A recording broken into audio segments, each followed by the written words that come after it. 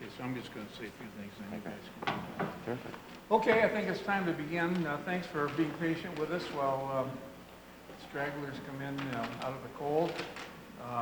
Welcome again to the Vignelli Center for Design Studies Design Conversations lecture series.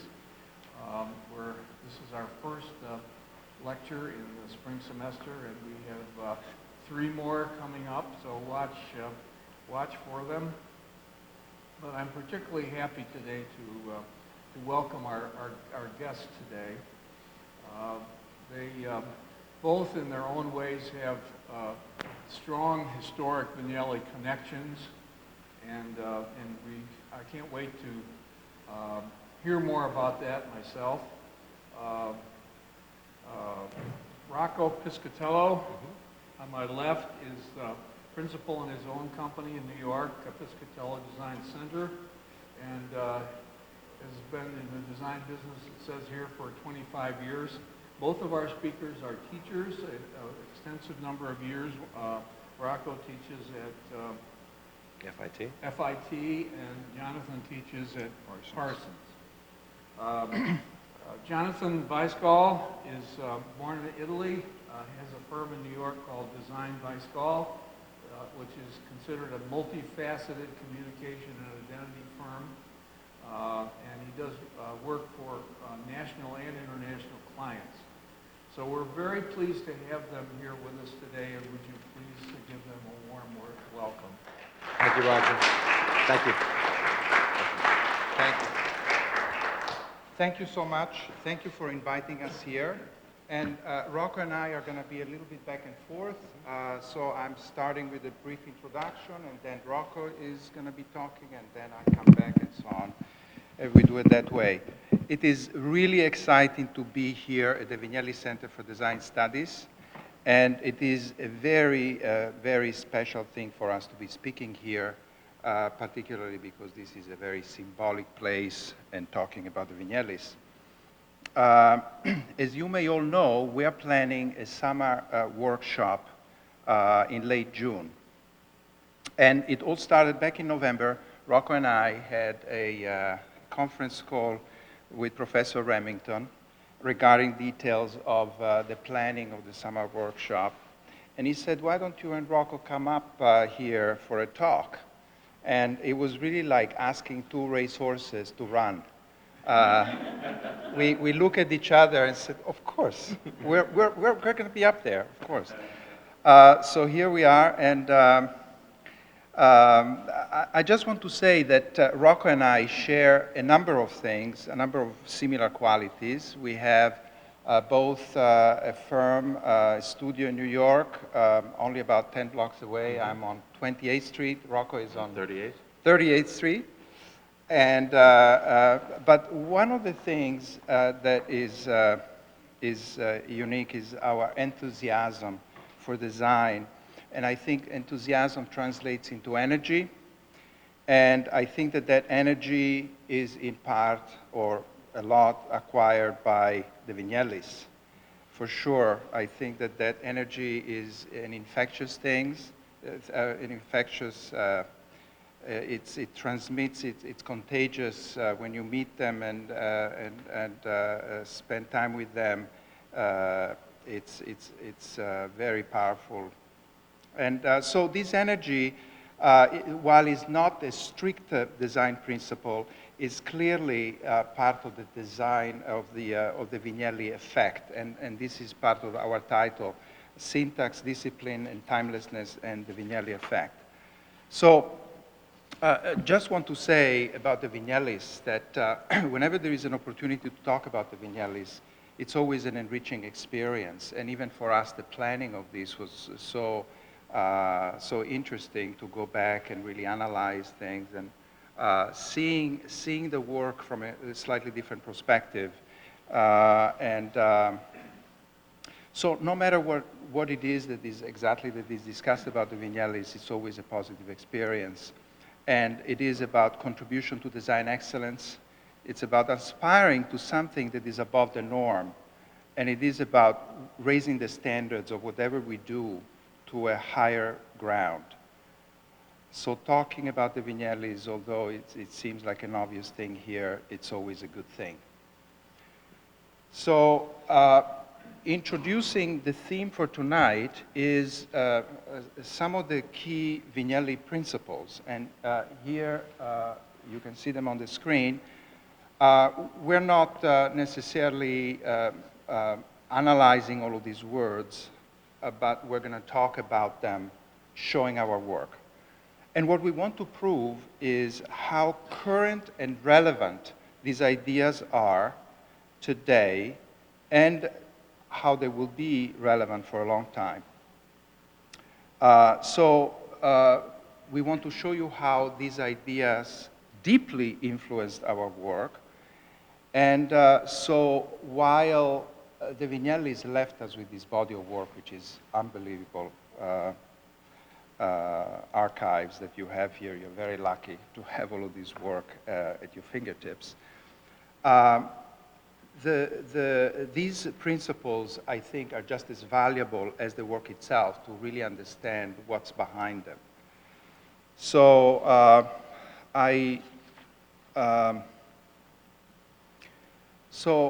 when we design, when we plan our work, is not that we necessarily think about these things.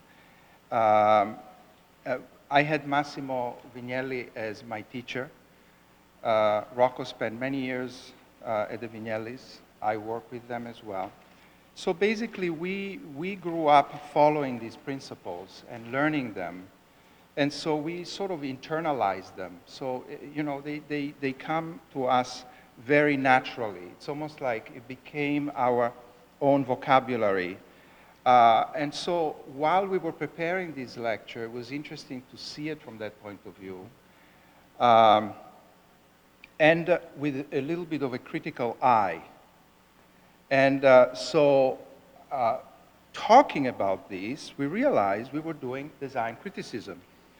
And design criticism contributes to being a good designer. So this is something that we know. The Vignellis were they cared a lot about this idea of design criticism because of this conviction that we happen to agree that talking and analyzing design is a way to make our work better and richer. So while some of the executions may be long-lasting, the Vignelli principles are truly timeless. So I will just pass it on to Rocco now, and I'll be back. And we should sit, too. Yes. Did you want to go back? Well, we can keep it in the center. And it's an honor for me to be here. And Roger, thank you so much for inviting us. And everyone that I met today has been terrific. And people I've heard about my whole life. So it's an honor for me to meet you, and thank you for everything. What we're going to do is we're going to chat a little bit about some of my work that my studio is doing. Jonathan's going to chat a little bit about his work in his studio. And preparing this, and we categorized it. You know, we're gonna review some identity work. We're going to look at architectural graphics. I originally titled it environmental graphics, but Massimo never really liked that term. He always used to refer to it as architectural. I think the only difference is that a lot of the work that we do now actually extends past architecture. So environmental graphics is an appropriate and good term. And then we want to carry to more of a social responsibility, or public works, if you will, you know?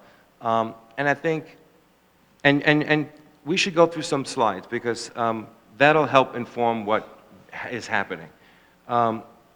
These are just a couple of examples that I pulled from the Vignelli archive that that the team was working on when I was part of the Vignellis was working on.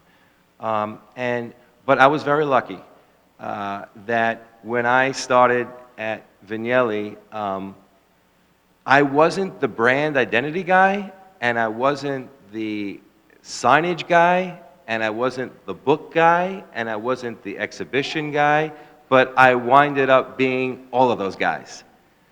So when the branding department needed help, I was there. When we were working on a terrific signage project, I was there. When we needed to have books done, I was there. So that was terrific. And it's really this diversity of projects that is the Vignelli legacy too. Like Massimo always wanted to be involved in everything. And that's the design is one translation. We were chatting that saying has lots of translations. But it's really the idea that design is a process, and no matter what you're designing, you go through the same thing. So some of the things that we were involved in the team that I was working with was the Benetton identity, and really how this ties into the words that Jonathan just put up was about understanding what equity is. That this was a mark that was existing. The old identity had centered typography. The type was, the spacing was loose, and it was a way of creating a system for an identity program. So the idea of not changing something just to change it, and to build on something and refining it. Same with Ducati in many ways. This was a revolution in the history of this particular company. It's a departure from their competitors, which are very kind of crest oriented, and it was a nice, refreshing way to create something for this. This is an Italian luxury motorcycle company. The circle is the wheel, and the line is the journey that you're going to take, and also makes a nice deep. The idea behind this is looking at how the mark would work on the various things, apparel, bikes. This also is a great project. This is a very experiential piece. It's difficult to see that in one slide, but really the biggest lesson for me here was, this is for a museum that had very little money at the time, and Massimo always used to say, it doesn't matter if you don't have money, let's just design it right. You still have to produce it, so let's just design it right, and then we'll work with you to make this thing look fantastic. So for the students that are out there, I want to engage you a little bit. If you have limited resources, if your design is great, fine. And I'm going to show you some other examples of how I did that. Here, there's just color. So Massimo selected all these papers, and we just printed red and black ink, and it looks terrific. It was very inexpensive for the client and very powerful. There's details in here. We can chat about that. Massimo also got the Vignellis got the commission for the Guggenheim. So we did all the signage for all the Guggenheim museums worldwide. And in addition to that, we were doing magazines and CD-ROMs and exhibitions and the catalogs and the books and everything that you need to have and run in a museum project. And that, of course, went to Bilbao. Really, the story here for me is how design can make an impact beyond the building itself. And that always stuck with me in terms of how can we do things that are, responsible for yourself, responsible for the client, and then responsible for society. And another project that I feel very lucky to be part of and work on was Grand Central Terminal. Now, this building was fantastic and beautiful. But in the 70s and 80s, it turned to this. They were losing money. They needed to find ways to get revenue. Their idea was put advertising up and around the building. That became very cluttered. They were just dumping stuff in the middle, not really thinking about how the users would need the space. And slowly but surely, the building went in decline. There's a big story and lesson with Penn Station, Pennsylvania Station in New York City. That was also a beautiful, magnificent building. They tore it down. It doesn't exist. And because of that experience, New Yorkers said that we are never going to have that happen again. And the Grand Central had the same fate. They were going to take the whole building down. But then they said, you know, how can we engage designers to re-envision this project? So this is a collaboration between architects, interior designers, you know, developers, all these big visionary people putting this together. Additionally, this is a little side note, but where the Kodak symbol is, that was the original spot where the staircase would be. But when they were constructing the building, they ran out of funds, and they never constructed that staircase going up. During the redevelopment project, they put it back. The architects looked at the original plan, and they rebuilt it. They went back to the quarry and got the exact marble that the original building had. So when you go into that space, you think it was always there, but it wasn't. And the project transformed that back to its glory. So this is how Grand Central looks in a current state. And again, there's artisans working, they cleaned the ceiling. In terms of graphics, we renamed some spaces. So nomenclature became a big thing. The developer's idea was to bring Grand Central back to its glory and beauty. And that meant having tough conversations with smaller tenants to say that we want to make the tenants more visible.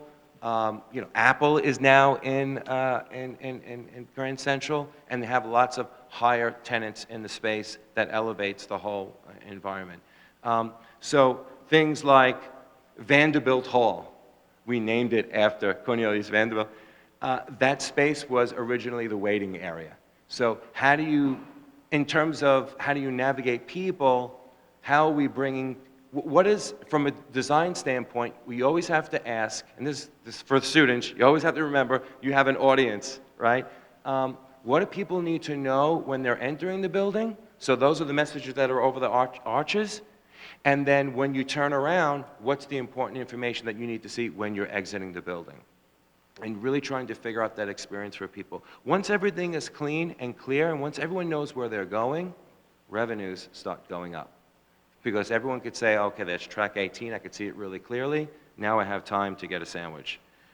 Another thing that we do that I learned from this project was the idea that we didn't want the tenants to overtake the building on the exterior as well. So we developed retail tenant guidelines for them. And we do a lot of that work for architects today.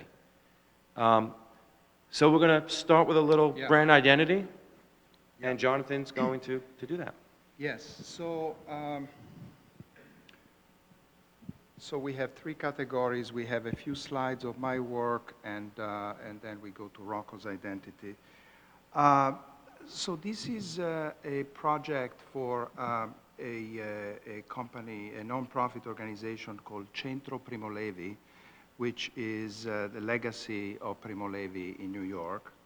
And it's sort of like American and Italian. And so we started with the idea of the center. Centro means center, and the best metaphor for center is a dot in the middle of the page, which I love.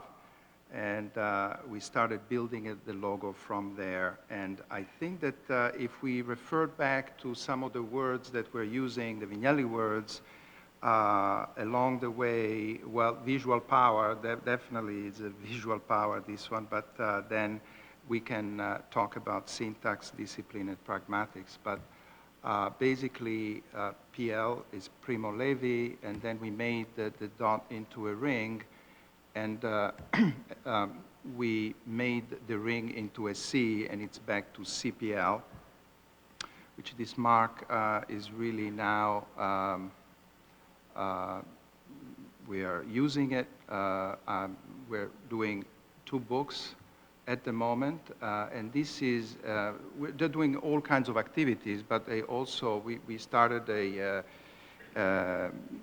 line of books, a series of 8 books, and we designed it with another pure shape, starting with the square. So we have this square divided by this ribbon, when we're talking about syntax, is the hierarchy of information sort of thing. So we have basically analyzed what it is that is consistent throughout these books, and there are 6 pieces of information. You have the title of the book, the subtitle, the name of the author, the translator, then you have the editor, and then you have the series, identifying the series. So there you have all of this information, but they're harmoniously kind of coming together. And so the color is really, we use the color as a way to, this is just to show the section of it which becomes this code for the line of books. And these are some of the books printed, and this is the 8 different books. The work is accelerating. As I said, we're working on 2 books at the moment, about 250, 300-page books. So it's a little bit of a restrained approach, but the interesting thing here is that when you move to the electronics, and there is an app as well, the book covers translate very well onto buttons. And we're becoming very good button designers because it seems like the world is moving towards buttons. We have to be very good at that. So the following slide is a project that we did for this eyewear company. And I would use the word appropriateness. We really helped this company from the ground up. It was a very small niche, but very, very high-end company in terms of the quality of their products, but they were rather small. In about 5 years of being with us, they quadrupled their sales. And perhaps, I just say perhaps, design had something to do with it, maybe. But anyway, and so it just seems natural, and it's very hard to imagine any other logo other than this one after a few years that you're using it. But for reasons that there is semantics, that there are some meanings here.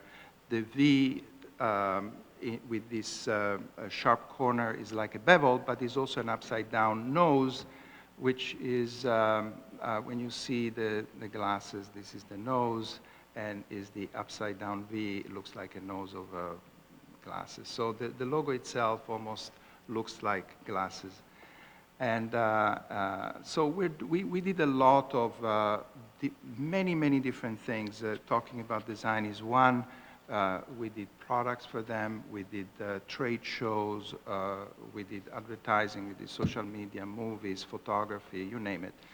But this is an ad campaign that it's about detail. So we worked with this photographer, and we had these very, very extreme close-ups. And the idea was that only if you have a level of quality, of that high quality, you are not shy about showing such a close-up detail. And the story was also about color, because they earn a reputation for having real amazing color in their collection. And so this was the story, was the details and color. This is an interesting story. It's, this is a project sponsored by the Italian government to help farmers thrive, and empowered farmers that are producing incredible things in this part of Sicily that is very, very unique, because there is Mount Etna that is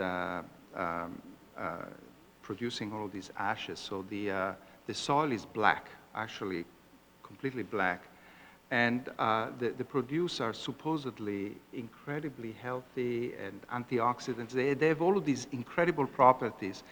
And they use some ancient techniques that each fruit is like a jewel. And so I would use the word semantics because of the multiple meanings of these. It looks like a necklace as a metaphor for a jewel.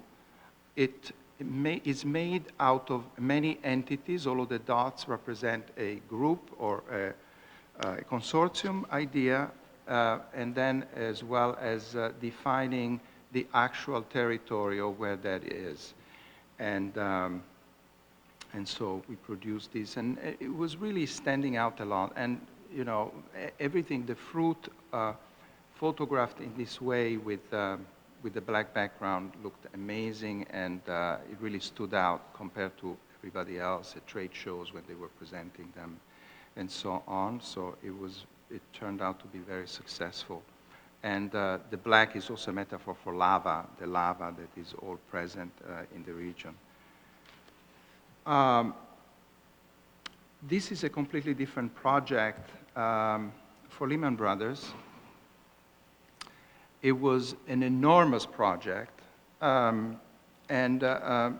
even though it has to do with infographics, because there was a lot of information gathering and organizing, it was a very sophisticated design, so that the analysts, when they made presentations, and they do this presentation on a regular basis, they have to throw them together very quickly. And the problem that they had is that these analysts continue to produce things randomly. You know, everybody produced things in a different way, but they wanted to ensure that they would have the same look and feel every time. And so we created these templates so that they could put together this presentation very fast, and they would, all of the information that they would put in, they would populate, but they would maintain the same aesthetics kind of thing. And so we wanted to use predominantly green as a metaphor for money. And so most of these were green, but then it was very difficult to stick to just one color, but predominantly it's just that. And we did get paid for the project, just about a couple of weeks before they went under. So that's the question that everybody always asks. So this is a project we're working on now, and it is, I've been working in China for the last 10 years, and I learned a great deal, and we tend to have this Western-centric approach to things, and having spent a lot of time there and working on many, many different projects, now at this point we're actually working with the Chinese typography, which is really, really an amazing opportunity because it opens up a whole completely different language of visual language. It is not the 26 letters, but it's really, and it's fascinating for me. I know what this means just because you know, it's a logo for this boutique hotel. But when you're working with typography that you don't know what it means, it's quite fascinating because it becomes truly what I'm fascinated by, that is the ambiguity between geometry and typography. And so you just see shapes sometimes, but that's a whole other conversation about Chinese graphics. But it's a real new, relatively new thing in a context of an ancient culture. But in terms of this, so we're bringing the Vignelli Principles to China as well. But this is what I call a whispering graphics. We don't always, very rarely in fact, we do things that are very delicate. But in this context, for this boutique hotel, and the thing is that it is sort of, you can whisper, but nevertheless can still be very powerful. So this, I think, is very powerful. Even though it's very, very thin, you don't have to have Helvetica black to make it powerful. So I think that this is, yeah, so this is Great. Rocco. So I'm going to run through some of these, but these are just some marks that we've been developing. This is for a bearings company, Le Crescent Bearings. And, you know, the idea here is that you need to think about how this mark is going to live outside of, you know, your sketching, right? So we needed to create a mark that also enabled to be etched in these little small bearings in metal. So it couldn't be that intricate. So the idea of geometry and restraint in what we're doing helps us create these pieces. This is Confucius Institute for Business. It's a SUNY connection with China that has, you know, exchange programs. They come to America, and we go there, and we cross culture and have global conversations and learn from each other's cultures. One of the things that we wanted to do was show that strong connection. So we did that through the circle and how we bonded the two together. We didn't want to make it that it was a completely different entity. We really wanted to show that, yes, this was an exchange program, but we are developing this program together, and we wanted to be able to show that visually with all the pieces that we did. This is the development of a arts museum, the Himalayas Arts Museum. So we're just showing you a little bit of the background of how we created the letters. All of the stuff that we create, most of every letter form that you're going to see from our studio, we do ourselves. We don't have a hand catalog of fonts that we select and then just try to manipulate that. We start creating our own fonts. And that's something that we did with the Vignellis too. The numbering for Grand Central is a combination of Times New Roman and Garamond. And we called it Grand 3. But that was something that we did in the 90s that we were already thinking about, hey, we don't have to find a font, let's create something. But the client came to us and said, but we want to have the H really predominant and really strong. So how can you combine that and make it really about the Himalayas? And then we like this idea that the art changes in museums, so how can we give the identity a little bit more of a dynamic? So as the art changes, and we're able to always constantly change and evolve the identity through color, through the art museum. This is a fashion house. It's a mark we created. They have a diverse portfolio of fashion companies that they help represent. So again, we wanted to create this diversity of, as the collections change, this square is ever changing in content.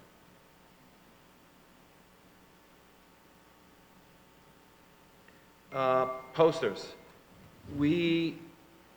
As Roger mentioned, I've been at FIT for some time now, and one of the ways I wanted to give back to the school was to help them create this identity for a lecture series that they have there. So we've been developing posters when speakers come to FIT. And the idea is to have a set of posters that are nod to the designer, that are simple and direct for the students and very visually powerful, and very clear in message, and at the same time inexpensive for the school to put together. And we play with this idea of restraint in our work all the time. And here's an example of when we're working with the word, we found that may is inside the word. So it's a terrific way of adding additional meaning without adding an additional element outside of making may red. This is for a designer of that does wayfinding systems. So their last initial is G, and we felt that the arrow was an appropriate way to communicate that. So at first sight, Very simple, very direct, very powerful. All of the other information is very, very small in contrast. This was ready to go to the printers. I thought I was done. Always trying to make the work better. I stay up late nights saying, you know, could I make it better? Could I do this better? I have a young son, and he was so excited this one night of showing me that he got a book from the library. And it was a glow-in-the-dark book. And I was ecstatic, and he couldn't figure out why. We printed that area in glow-in-the-dark ink. And it was terrific. It's a nice way of, again, of adding something, you know, and architectural graphics have to do with light and lighting, and same space is utilized, but an additional meaning is created. This is another initial. It's a J and a B, but his last name is B. He works in the digital realm, and he does lots of museum builds. So we wanted to create that with the J outline of that it's a dimensional.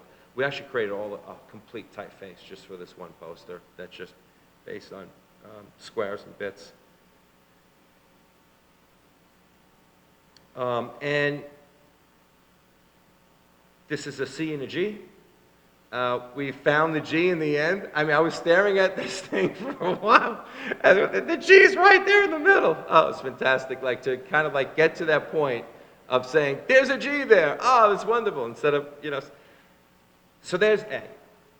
And we wanted to make a visual palette. You see how these letter forms are getting bigger and bigger and bigger. Like, how can we make more and more impact every time we do this?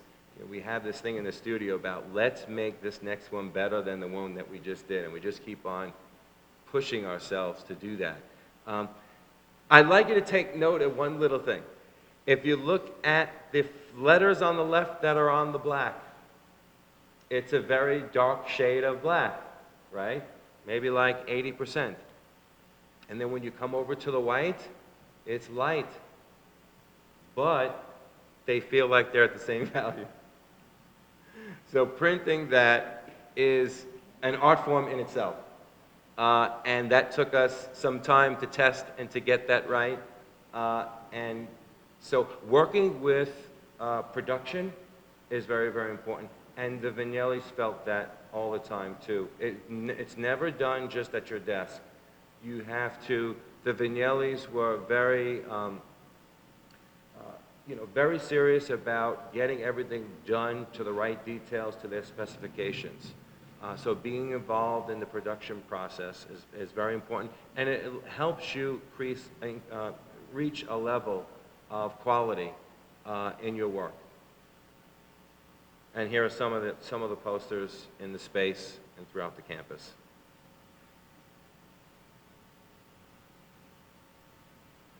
Okay. So this is, Rocco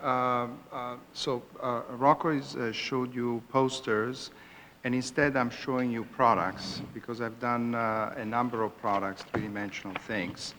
And so starting with this is an award that it was the first Center Award, still sponsored by Centro Primo Levi. And it was a whole ceremony, and I handed it to John Elkann, who is the president of Fiat, the car manufacturer. And in turn, he gave it to John Turturro, who was a recipient of this, for his excellent contribution to the work that he'd done on Primo Levi. So the idea of center, and I think that here I would use the word ambiguity, because it is a kind of an ambiguous, center to begin with is an ambiguous figure, because it's a mythical figure of half a horse and half a man. And I always had trouble looking at those images. And so I just wanted to abstract it, and it's almost, with a lot of imagination, you can see a horse, but it really doesn't matter. It's a beautiful glass that reminds you a little bit of the Venini or the glass from Venice. It's a very, very heavy piece with a lot of sole screen typography and with a lot of reflections. And so to keep this form of abstraction, I think it makes you think much farther, and your imagination can wander much farther than just reproducing the real thing of a centaur. So it's just in our consciousness kind of thing.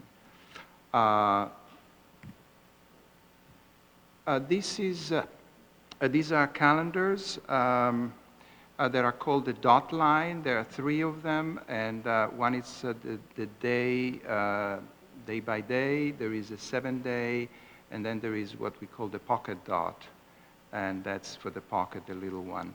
The idea here was to, and I designed this just pretty much when I left the Vignellis, and I think that looking at this in retrospect, you know, the numbers in reverse out of a sphere, of course, the subway signs and so on, and it was clearly influenced by that. But in this case, the big red dot of the weekend was a statement of a weekend, almost like a metaphor for a stop sign, stop working and enjoy your free time kind of thing. And there was a lot of, so based on this idea, there was this idea initially, but then to make that idea work, and I think that that's, you know, I think a message to the students as well, that one brilliant idea is not enough. It's the work that comes afterwards that is very, very hard, months of work to make things actually work well. And the execution, it makes a huge difference from a good execution of an idea that makes it work. And so we had all kinds of pages and additions of the universe all made with dots, and the earth made with dots and everything. There are conventional pages in the back of the book and so on. But there is a sort of syntactic here in terms of organization. The calendar is made in 6 languages. And so there is a lot of, but still it feels very clean and very user-friendly. This is a line of rugs that I've done for a gallery in Turin. And it's probably the most artistic work in the sense that, that there is really no commission specifically like a product design, like a commission work of graphic design where you have specific tasks to resolve. It was up to me to come up with something that was, so it's a very artistic, and the idea was planned casuality. It looks like you threw those pieces and they're purely casual, but in fact, they're very, very carefully positioned. And there is a lot of, particularly in this one, there is a lot of positive and negative space that was all calibrated and planned. And these are white wool and black prints. This is a company in Germany called Schubert. They make the best helmets. All of the Formula One drivers want to drive with this helmet because they feel they're safer. But they are very, very much into technology. And they, when I started working with them, they were completely lost. They're the only German company in the context of all of the competitors are Asian, mostly Japanese.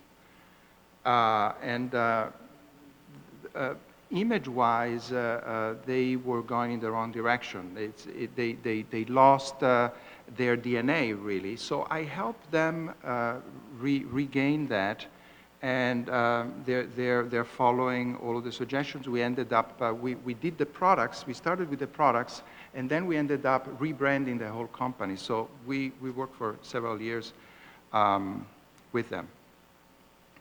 And so this is actually a helmet and a design. It makes a huge difference in the design of the helmet because this became their #1 seller with these graphics. So we new, we hit it off. And the idea of the top is almost like the symbolic racing flags of the Formula One consumed by the wind. So there are lots of graphics that are symbolic. But one of the things that we kept is the Helvetica bold, because it's very Swiss-German tradition, and so that in itself, it's important, and we kept the mark. And we brought the energy and the passion of the motoring that they seem to be completely lost in that respect. This is another project because of all of the calendars that I did. Then Bertelsmann, another German company, called me to design a calendar. As we normally do, I presented several ideas. I presented 3 different concepts, and they wanted to produce all 3. So we did, so every line of calendar has typically 3 different calendars of different sizes. So we found ourselves completely overwhelmed with 9 calendars. You can imagine 365 days and typography and everything going crazy to produce them in time for the production. But part of this is that I want to talk about this is experimentation. And this is probably something that the Vignellis would not have done. But it's basically cutting the font. And I needed to get it out of my system. And basically, it was about cutting the font to the level that it would be still legible. And we made experiments with 30, 40 different sans serif fonts.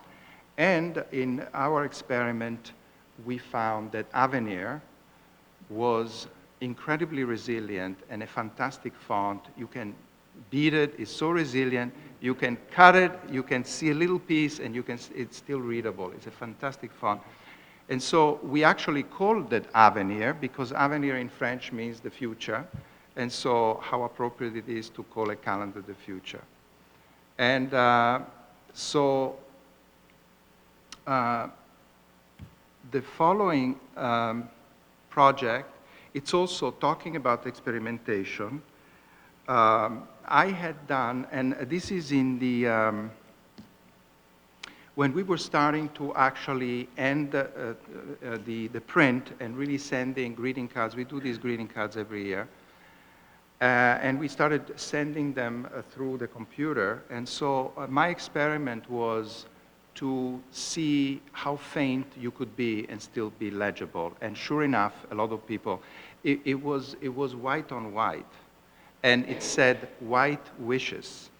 And actually, Massimo loved it. And he called me to thank me. And he was very, very nice about this. Massimo always congratulated all of the designers. He was very generous in that respect. So anyhow, out of that experimentation, white on white, sure enough, a lot of people couldn't really see it. And they wrote me back and say, did you send me something? I can't see anything. And you know, you realize it has to do with the calibration of the computer. Everybody has different things. But a few got to see it.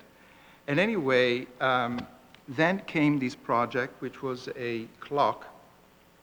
And it's called Zen. And it's just a big, nice square. And again, I experimented with whites. It's a cream white with a refrigerator white hands, and it's painted in the hands are painted in the back with the day glow color, so that the color when the time moves, it glows onto the white surface. But you know, we are surrounded by clocks all the time. We don't really need them. But this is nice to have it on the wall. And at times, actually many times, almost every hour, there are situations where, for instance, at 6 o'clock, it's perfect, and you lose perception. You really becomes like a vertical bar, and there are situations like this all the time. So this is a close-up of the watch the clock. Is that still me? Yeah. Okay, so we're moving on to the last section of our presentation, which is architectural graphics.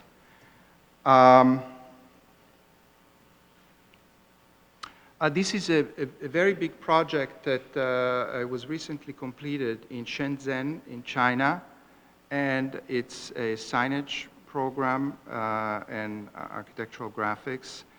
Artron provides a comprehensive service to art institutions and collectors, or just people that love art, but their core business is all about art.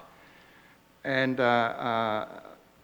so they built this building, and they actually have the largest portal, the largest internet connection that has to do with art.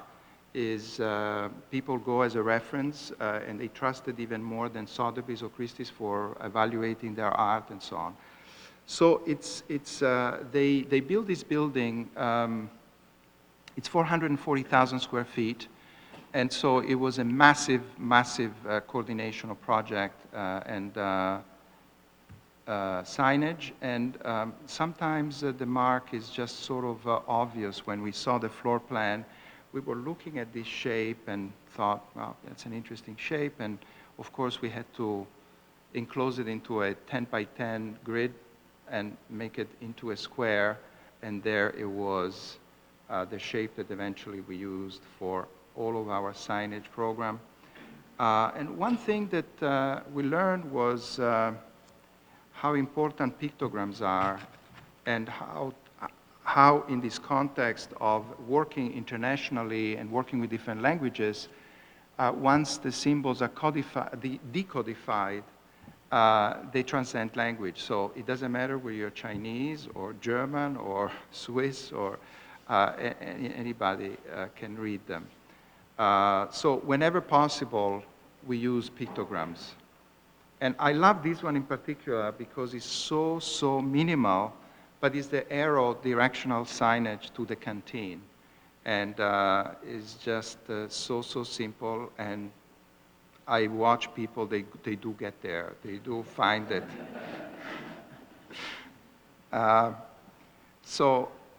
These are some of the signs that have been installed. And this is a locator map by the elevator. It's like, you are here kind of thing. Just you understand where you're in context. And this is, once it was all pretty much set and done, so we have directional signage. We have many different typologies of signage.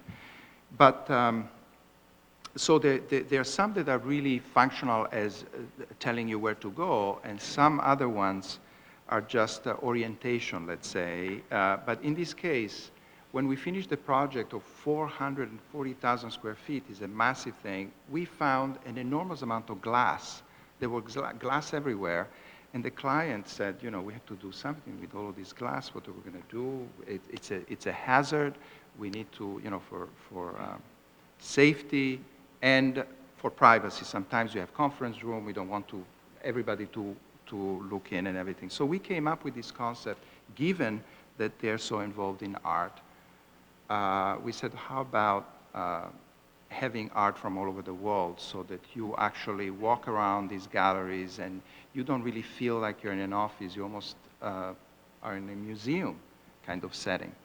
And it took them a while to embrace this idea, but finally, a year later, actually, they came back to us and said, yes, we want to do it. And all of a sudden, again, dozens and dozens. And it was very challenging. It was wonderful in our office because all we were doing were looking at art. It was wonderful. But basically, this is Le Corbusier. And it was very difficult to find art. Some of the art was way too subtle to abstract it to this rasterization. I don't know if you can see that, but it's all made with that same shape. And so it came out very well. And you have, this is Ai Weiwei, And, depending upon whenever there is a sunset or different type of the day, the color changes and it filters through with different colors. So, and actually, by the way, I was quite surprised that it went so easy that because we proposed Ai Weiwei, and it was no question, it was fine, not even. This is Man Ray. This is a real large installation, and this is Jean-Michel Basquiat. This is you. So we're also continuing in the architectural and environmental world too. And I think that's also a testament to the Vignellis of extending the work beyond and just bringing in as much diverse projects as you can. For us, clarity is the most important, and also adapting to buildings. So here's some interior graphics, designing system where information needs to change and how to do that. When designers are involved in architectural projects from the, I'm just trying to get this to the side a little bit. When they're, we love being involved in the beginning so then we can integrate the signage with the building. And when the building's done and then they ask a designer to come inside, we lose lots of opportunities. And that's why you mainly see signs that are just fabricated and then stuck on a wall. So we like this idea of creating areas where they're either flush with the wall or integrated with the architecture somehow. This is graphics for Department of Linguistics at the New York University in New York City. And one of the things that they tasked us with was to clearly identify what activities are happening on each floor, and they wanted that to be very clear in the lobby area. And the building is a very narrow structure, so the graphics and the typography were playing up to that structure. These are some of the base building signs and egress signs. I'm showing these here because a lot of architects, and they don't always engage graphic designers, and they just do like a basic package for these particular pieces. But we feel strongly that it all should feel like it's one wayfinding experience. So we take a lot of care in the details of the smaller signs in buildings too.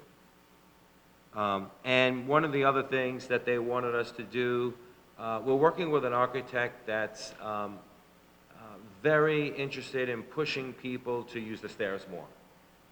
So they wanted us to create something that could get people excited inside the stairwell. In this particular case, it's very not visible in a slide like this, but these walls are made of concrete blocks and brick.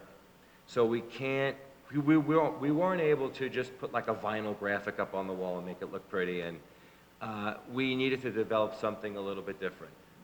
So we came up with this a system of blocks, and what they're lenticular. And so if you view them from one area, you see a color, and you view them from another area, you see yet another color. So this is a design that we created for that.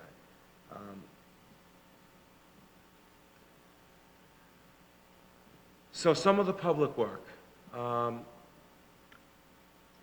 So we do corporations, we do buildings, but the Grand Central had a big effect on me, and I'm always reaching out to see how we can extend that a little bit more. And so I was involved in a couple of projects, and then I'll chat about a project that we're just starting on now that we're excited about. This is slightly different, but again, in terms of diversity, we're excited about it, and it has to do with typography and information. We're really excited. This is the Irish Hunger Memorial down in Battery Park City. This is a piece that's commemorating the famine from 1845 to 1852. And the idea of the memorial is that it's an Irish landscape on top, and on the bottom it's structured with the history of the Irish famine. So that's what you're seeing here now. This is the base, and this is 2 miles of typography. It's actually the biggest amount of typography that I ever set in my career so far, even bigger than Grand Central. And they're illuminated panels. So these panels are set inside the stone. They're flexible and changeable. The other concept of the memorial is not only to tell the story of the famine, but also talk about how that world hunger still exists today. So when they find information about that, we update those panels and put them into the memorial as well. So it's not a typical memorial where you see the typography and the messages that are etched in stone. This has the ability to be updated continually. And here's a detail of we chose a typeface that had serifs and sans serifs at the base. And serifs and sans serif at the base. I did say that correctly the first time. But all these S's, it was tough. But the idea is drawing the past to the future, and so that we wanted to, in this particular case, really search for a font that would help us do that. This is a new building, a new courthouse. And that's located in Salt Lake City. And so we did thousands of signs for this building. It was an interesting learning experience, particularly when we were designing signs for where criminals would stay. And we originally designed these set of signs in those spaces, and the client immediately called and said, you can't have a dimensional sign in this area. They'll use that as a weapon. So we had to do lots of creative ways of integrating signage. I mean, these areas, they need to be signed, but they also need to be in areas where that they can't use to harm themselves. So it's a very complex program. The way to solve that was simply by painting messages on the wall, but still felt part of the program. But the couple of signs that I want to pay particular attention to here is the work that we're now doing with digital. We're not showing a lot of our websites that we're doing right now. A lot of the stuff where there are a lot of sites that we're currently working on that will be released in the next 6 months, I guess, or 4. Maybe 1 is happening in 2. But that is a big part of what we do today. So the digital realm also comes to the environment as well. And so traditionally, this is a beautiful modern building. And traditionally, these courthouses just stick schedules and times and things on the wall and pieces of paper. And they came up to us and said, the architect came to us and said, how can we help clear this clutter problem that we know we're inevitably going to have? So we want to solve it now, so when the building opens, it's beautiful, and it stays that way. So we designed a system of kiosks, and here is where you come in and click on your name to find out what courtroom what courtroom it's going to be. How do you get there? It's very detailed in terms of wayfinding and its integration within the system of the building. But I think what's really important, and the architect was very important for the architect too, was to keep us involved, that the typography and the thinking in the digital world is consistent with the typography and the thinking in the physical world. And lots of times today, in particular, those two activities are separated. And we want to be able to make that into one seamless experience. And my last project is, you might have seen the Cornell University. I was working with Richard Meyer. I met him through the Vignellis. I have been working with Richard since I've been at the Vignellis, working on various projects. Richard Meyer houses and his sculpture book that's out. You know, we work with him. We've done several buildings for him internationally, Hamburg, in Prague, and now he has a new project in his hometown, Newark, New Jersey. And this developer is developing a series of buildings that we're calling Teachers Village, and our firm is tasked with creating all of the building signage for all of Richard's buildings. We're doing all the retail tenant guidelines, what the buildings can do, so to preserve the beautiful architecture. And now we're entering a phase where we're doing the city wayfinding for this particular area. And it's really a way of going from the identity to the building, to the retailers, and now out to the community.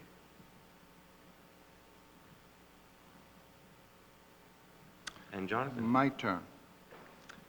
So this is a shopping center in a city called Kunming. This is a 26-foot obelisk that is a marker that you can see from very far away when you travel around. But I just want to say, you know, to keep it back to the Vignellis, that, you know, when I was working at the Vignellis, I was desperately needing Massimo to come over to comment some of the work so that I could get going to the next phase. And sometimes I had to wait for 2 days to have about 3.5 minutes of his time. But that was, at that time, what was going on. Years later, Massimo would call me. I mean, this is recently, a few years back, and just talking about design. And oh my God, Massimo is calling and everything. And then after maybe 10 minutes, 15 minutes that we would be on the phone, he would say, oh, well, I know you're very busy, I let you go. And I would say, you know, Massimo, there's nothing more important than this. You know, everything else can wait. So one of the things is that about this is, and he would say certain things. He would give you tips and everything, and I would say, well, I'm working on this project in China and everything, and it's such and such as a shopping center. It needs this and that. And he would say, you know, focus on modularity, because modularity is really key for you know, resolving problems that are complex and have many components to it. And so we came up with this kind of modules of signs that has 1 unit, 2 units, 3 units, according to the amount of information that we have. But going back here, I just want to make a point. The pictograms are based on very ancient pictograms. So we did a lot of research of local iconography, and this is our interpretation, but they really derive from very, very ancient and very primitive kind of shapes. And so we want to respect the local culture, and it's very symbolic. I love Pantone 123, but you know, the Chinese see gold, and the number 8 means fortune, so it was perfect. These are some of the, again, about modularity, and these are some of the signs that have been installed at the shopping center. And this is our last slide, and that's all I have for this project. We have been involved in this project. It's a very large project that is a kilometer square. It's very large. And Rocco influenced me to put this because of, we were talking about responsibility and we were talking about these sorts of work. And I said, well, you know, even though it's still in the making, like the other project of Newark, we talked about responsibility. And the one thing that I want to end with is responsibility is something that we're thinking about, and I am thinking when there are projects of this size, there is a lot of responsibility of what you put out and what people perceive for years to come. And I am thinking what a 4-year-old roaming around in this neighborhood would see and perceive, and for years their influence for the rest of their life for what they perceive. So, thank you very much.